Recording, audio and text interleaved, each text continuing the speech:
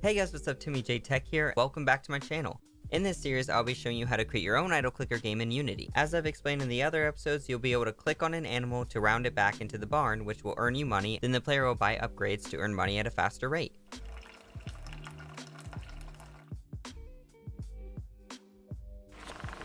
In this episode, I'll be showing you the second main component, which is the animal manager. This will allow us to click on any animal, lowering the bar, which is the rate of how much you've rounded up that animal. Once the health bar is gone, or we can swap it to once the health bar is full, which I'll most likely do, then we can spawn in a new animal. Let's get right into Unity.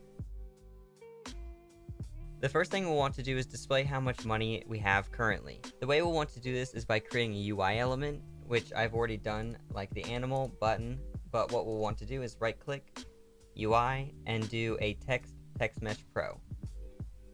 Make sure you import text mesh pro essentials. This will pop up usually. If this doesn't pop up, go to window, package manager. Make sure you're looking under the Unity registry, and then you can scroll down to text mesh pro. Hit install, or as I already have it, and I could remove it if I'd like, but I'm not going to do that. Now that we have our text mesh pro, it's right here in our scene, and this is going to be our money text, so I'm going to rename this to money text.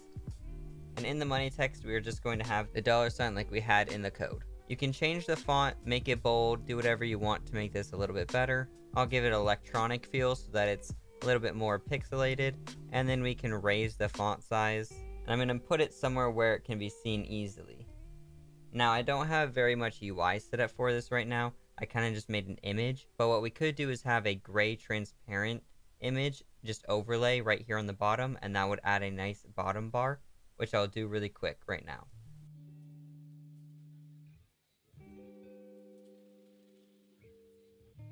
I'm just using paint.net. This is a free editor. Make sure you hit image and resize it to 1920 by 1080. And then I did Control A and deleted everything so that there was nothing on the screen but alpha pixels. Then to get the right color, you want to choose black and hit more, then change the alpha to be like a darkish gray. Choose the fill tool up here and place that. This is a little bit dark for my liking, so I'm just going to slightly lighten it like that. Now that I have that, I can just cut off as far as I want the hotbar to be. So I don't want it to be too big. I'll just delete it there. And now file, save. Make sure to save it as a PNG so that the alpha channel will be showing. Drag and drop this under backgrounds in the UI. And now we can duplicate our background image and call it UI background image. I'll put it right under there, and we'll change it to this light gray, and there we go. Now I have some sort of bar where the UI will be. This isn't exactly how I want it to be, so I will change it a little bit by moving it up this way. And then now I can move the duck up a little bit as well so that he's not in the UI. Make sure you grab the whole duck right there. Alright, perfect. Once you have the money sign set up where you want it, then you can leave it there. But we're going to want to do a few anchoring things, because once you play the game, depending on where objects are in your game, they're going to be shuffled around on the screen. We want to make sure that all objects are at the same spot at the same time, so that we do not have our background moving or the text just randomly going off the screen because your monitor is too small. So click your background image, and right here where the anchors are set, you can click that and just make sure that the middle one is set. And if you hit and hold shift and then click that middle, then it will make sure that it's always centered there on the screen. For a money text, we want to do the same thing. We can click this and pull up the anchor presets, hit shift and alt, and then hit the bottom left. And that will always make sure that this is at the bottom left here. And then we can make sure to move it down a little bit so that it looks neat with our aesthetic. The duck we don't want to anchor to the screen because it's going to spawn somewhere here in this field, and so we don't want to give it an exact spot and then always stay in that exact location. But the UI background, we will definitely want to hit Shift Alt and do the bottom so that it stays always on the bottom here of the screen. If we didn't do this, the UI would always be where this image is, but if your monitor was a bit bigger on the bottom, it wouldn't display the exact thing you have here in the editor. Alright, there we go. I think that looks pretty good, so I'm just going to leave it at that. And in the last episode, if you did not catch it, you'll want to make sure you add on your button, the on-click event. Hit the plus, and make sure you click editor and runtime so that this also works in the editor. Make sure your animal script is under your animal duck game object. give it some basic stats, and put in the health bar fill, and then drag in your enemy duck. This will have the function under animal to do the damage function. So when you do click on it, it'll deal damage to that animal. So nothing's happening just yet because it's not updating completely, but we'll get right to that in a second. One thing I forgot to do is make the health bar an actual image. Because it is just a display, I didn't actually put in a sprite. What I'm going to do is just place in a square here. It's just a white square, but it does color it a grayish color. Then on the health bar fill, I'm going to do the same thing, put the square in. We're going to change the image type to be filled, and make sure the fill method is horizontal. And from the left, there we go. See, now it'll fill at 100%, which is 1, then it will be completely full. We can save this and hit play. And there we go. Once we click on the duck, he will take damage. And obviously, when his health gets down to 0, he doesn't do anything yet because we need to create the animal manager. And this will remove this animal and then add in a new animal. Go into your scripts and edit the animal manager script. Here in the animal manager script, we'll want to remove all the unnecessary start and update functions and make it a little bit cleaner for our liking. The first one is going to be an array of game objects for each of our prefabs. We have not created any prefabs, which we can do right now, since we've already created the duck. Right now, the duck has 10 current health, 10 max health, and 10 money to give. So what you want to do is just drag and drop him into the prefabs file, and then he will have his own prefab. So this means if you drag and drop this in, we'll have an animal duck, and we'll basically have 2 ducks now. That'll be very important for our enemy manager, because then we can store all of those prefabs into an array, and then randomize which one you get. First, we're going to want a public game object, and we'll call this animal prefabs. Next, we're going to want to reference that animal, so we'll say public animal cur animal, capital A. Third, we'll want the transform of the canvas, which is the X, Y, and Z axes. This will allow us to place our animal anywhere we want on the canvas. We'll do public transform and call this canvas because we're taking control of the canvas. And then we'll want to make sure that we make this a static script so that the enemy manager is always running and always making sure if animals are being taken out and being put in. So we'll say public static animal manager instance. We can do just like we did in the last video when we did our game manager instance. We can do void awake and call this function by saying instance is equal to this. This will make sure that our script will always be accessible, and that when it is started up, this is equal to this script. There's 2 functions we're going to want to create in the animal manager class. The first one being create animal, and the second one being replace animal. The create animal is going to create a new animal once the other one is removed. Remove animal will remove that animal once it has no health. So we'll have spawn animal, and we'll have replace animal. In spawn animal, we'll want public void spawn animal. In this, we'll reference a game object, and we'll call it animal to spawn.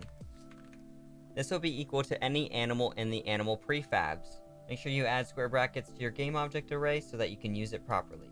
Then we'll equal this to animal prefabs at random.range, which will be a range from 0 to how many animal prefabs we have. So animal prefabs dot length.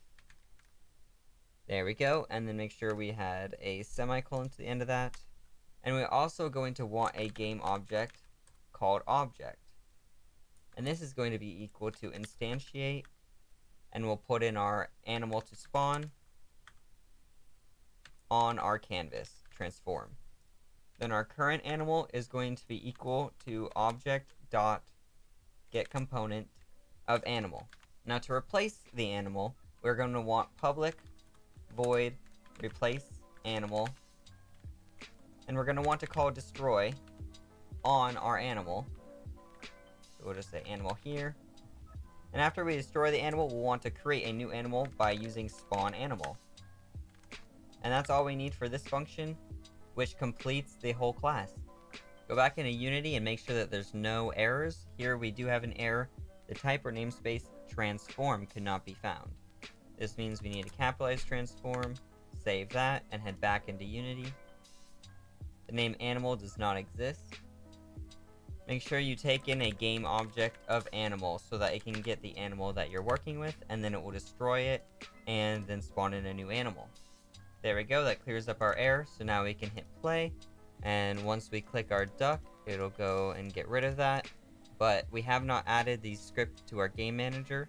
The last thing we'll want to do is right click and create an empty object and call this a game manager. This will keep all of our scripts together so that we can be very organized.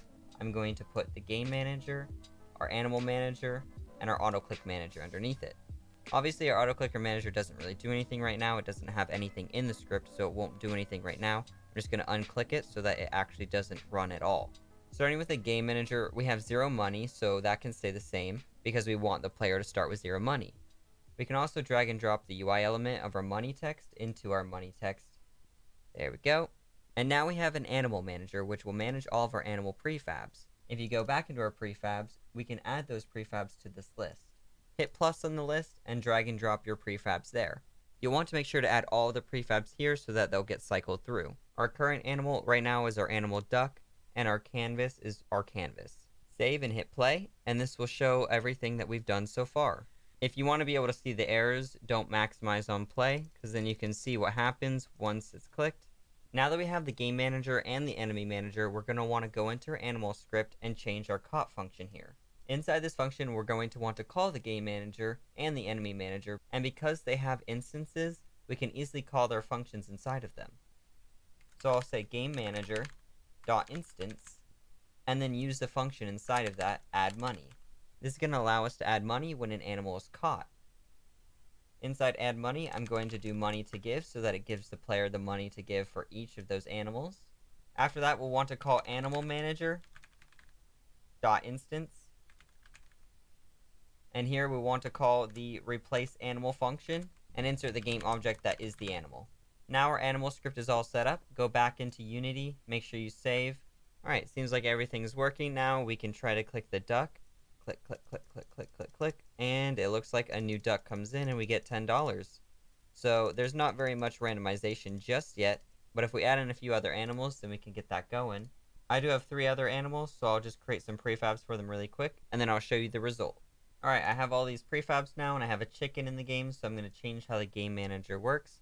The animal chicken is the current animal. I'm going to add in 3 more ducks here, so then duck will also be bunny, chicken, as well as cow. I'll hit save, and now run. When we get rid of this chicken, he has a little bit more health. I think I set it to 15. Now we have a cow, and he has 50 health, so it's going to take a little bit more time for us to actually click him, but eventually I'll get through it. Click, click, click. And there we go. Now we have the duck. He's at 65. And you can set the position that these prefabs spawn in. You can tell that I set them in specific spots, and then they move. So you can actually position them wherever you want, or you can have them move on their own. And the script is fully customizable and allows you to do a lot with this. And in the next episode, I'll add auto clickers so the player can purchase auto clickers to herd their animals. Stick around if you want to see more. I'll have content coming very soon. Let me know how you're enjoying these videos, if they're helping. If you did enjoy, please drop a like. But thank you all for watching, and have a nice day.